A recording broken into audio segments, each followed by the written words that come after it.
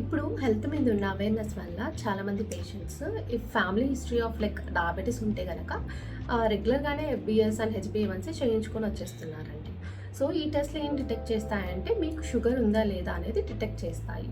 కానీ షుగర్ రావడానికంటే ముందు కూడా ఒక స్టేజ్ ఉంటది. That is called as insulin resistance. Mostly type 2 diabetes పేషెంట్స్‌లో కనిపిస్తది ఇది.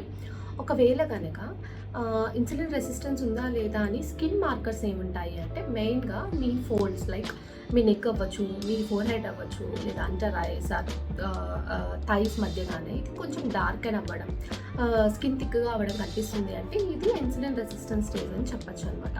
ఈ స్టేజ్‌లో గనక మీరు ఉంటే మీరు హోమా ఐఆర్ అని ఈ టెస్ట్‌ని ఖచ్చితంగా చేయించుకోండి. ఇది మీ ఇన్సులిన్ రెసిస్టెన్స్‌ని ఎర్లీగా డిటెక్ట్ చేస్తది. సో, ఇది డిటెక్ట్ చేయడం వల్ల ఏమవుతది అంటే మీరు గనక ఇన్సులిన్ రెసిస్టెన్స్ అలా నెగ్లెక్ట్ చేస్తే maybe in 5, 6 years you may land into diabetes.